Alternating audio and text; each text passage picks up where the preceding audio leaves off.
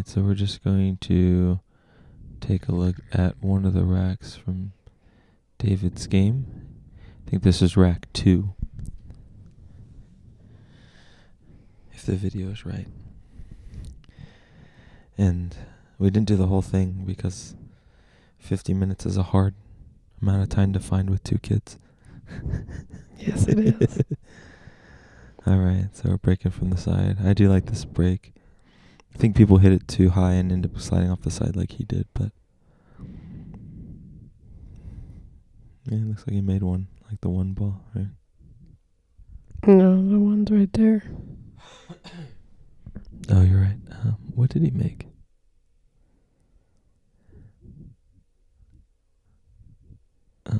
The 5 ball, yeah.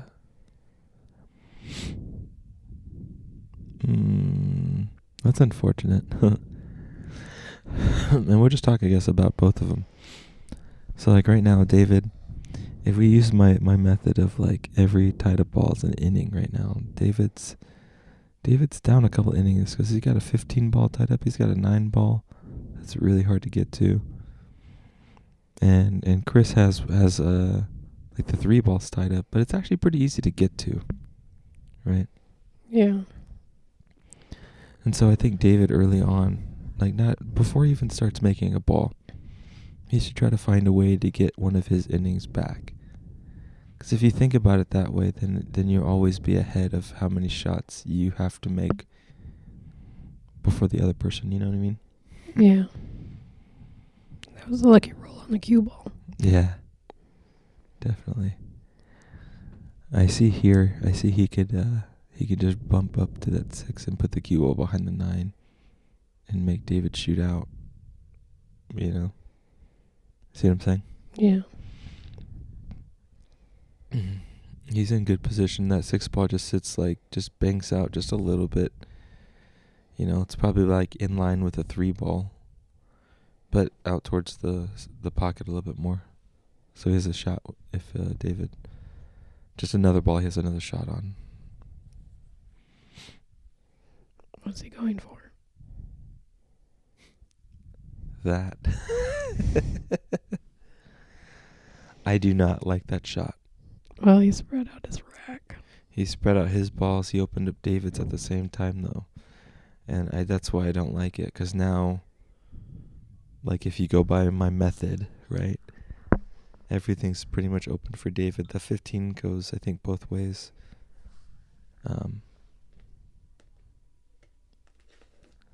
So, I mean, I think you kind of freed up David's balls, but, and you're giving him a shot. He should be shooting the 10. But it looks like he tried to play safe.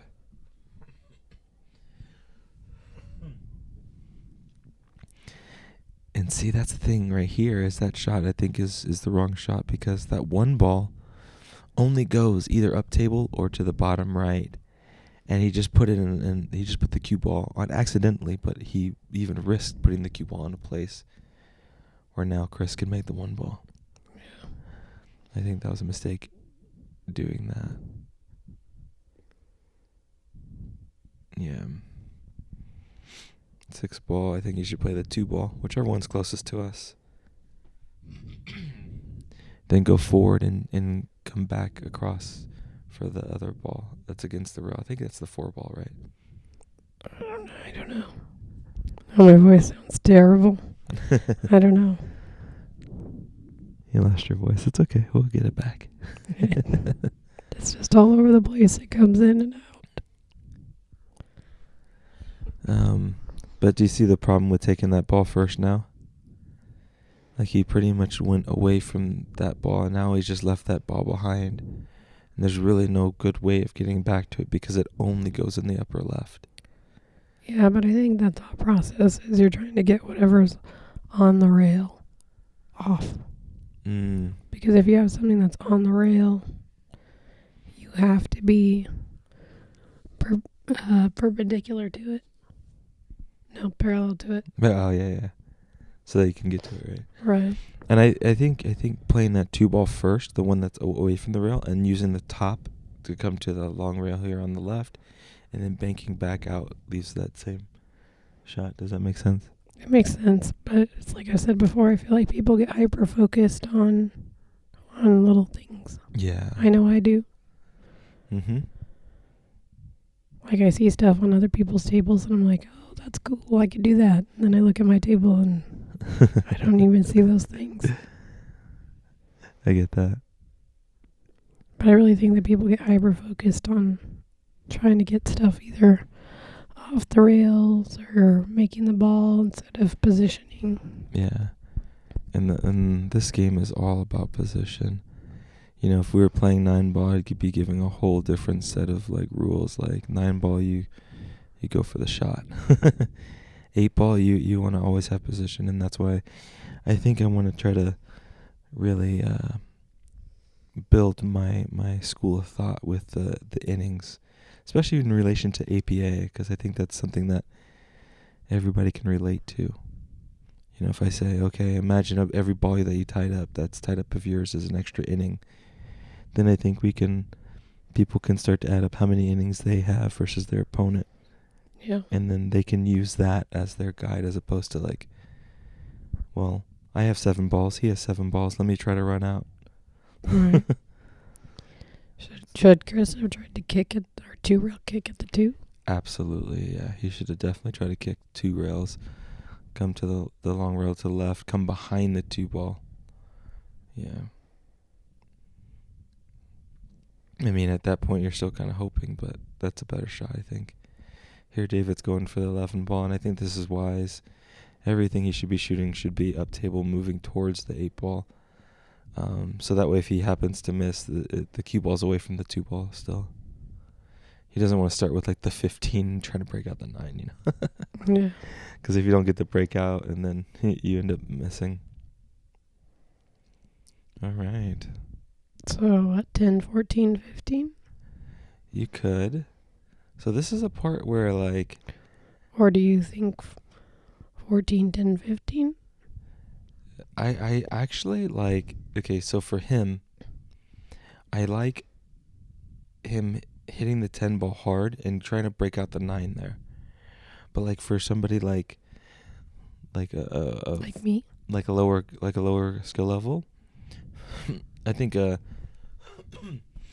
easy alternative, and even David could do it too, and I could, you know, I could imagine myself doing it if I'm not feeling the greatest in terms of ball pocketing. Just taking that cue ball and rolling the 9 ball and banking the 9 ball out and leaving the cue ball behind the 8. From where it was? From where it was before he shot the 10. I think you're going to be hard pressed to find anybody that's going to do that. Yeah. It seems like a tough shot. With that many balls of your own balls on the table, I don't see anybody risking the safe. Yeah, it looks like it's a tough one, but actually there's a lot of I think there's a lot of room for error. I mean, as long as you don't crush it, you know, like the cue ball. Yeah, the cue ball could have stayed behind the 8 ball actually quite easily, and then you'd have 4 ball run out. And that's the thing too, is like lower skill levels. Actually, I think I don't think I'd like that shot for lower skill levels. Now thinking about it, because you have 4 balls to run out, whereas like for him, maybe even playing shape to where that cue ball was at this point, you know. Yeah. I call a timeout here, and we talk about the option. But I think you're right, actually. I don't think I like that safety there anymore. But that is the option, too. That is an option, especially for, like, you know, like someone like me. Like, if I'm not feeling confident in cutting that 10 and trying to drag the cue ball back, I could imagine myself playing the safe on the 9 there, breaking that out, and then having a 4 ball run from there. But I don't think anything like lower than like 5 or 6 should do that. I don't think anyone lower than 5 or 6 would even think about doing that. Yeah, you're right. Or they might think about it, but they wouldn't do it. Okay, but let's imagine those other 2 balls weren't there. That would be the shot if the cue ball was there. Yeah. Let's imagine the 14 and the 10 were gone. The 14 and the 9. No. Oh, you're talking previous. Yeah, I'm talking about when there's Yeah. 4 balls. Yeah. So here he should kick 4 rails, but he's not near where he needs to hit. He should be hitting up here towards like this, like 1 diamond away from the corner pocket up here in the bottom right. That will send him about 4 rails to kick that 2 ball. It's a tough one because the chances are if you do get a good hit on it, that 8 ball is going towards the pocket. Mm. All right. What do you like doing from here? I can't tell if the 15 can go past the 2. Okay.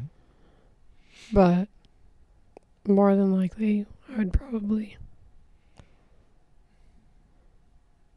But go the same direction that David's going with top. Have it bump into the 9 or come back out. You mean like go to the rail? Yeah. Below the 9? Yeah. Okay. Let's see how he does it real quick. Okay. So he rolls it forward like that. See, to me, it doesn't look like the 9 goes past the 2. Yeah, if I can remember right, I think it does. And it looks like they both have to go in that same corner pocket. Yeah. And honestly, for me, what I would do is I would actually play everything in the same pocket from there. I don't think that you have to worry really about anything. Like, you don't have to worry about getting hooked by the 2 as long as you don't, like, really overstroke it. Just, like, do a stop shot on the 15. Almost a stop shot on the 9, and the cue ball just drifts down. Because, see, when you roll it forward like that and you get on top of the 9, if you have to run into the 8, there's chances that the 8 ball bumps. He could have easily ran into it and the 8 ball goes on the other side of the 2. Or what if he hit it harder and the cue ball went on the other side of the 2 and the 8 bounced up a little bit? I see. You know, there's a lot of things that could have gone wrong. And so whenever you can avoid moving the furniture, I put that in quotes, you try to avoid it because there's things out of your control. The best thing that you can focus on controlling is the cue ball. You know, obviously when you practice and you learn. When you start adding other balls and moving other things, that's when you run into danger, and he almost did there. I see.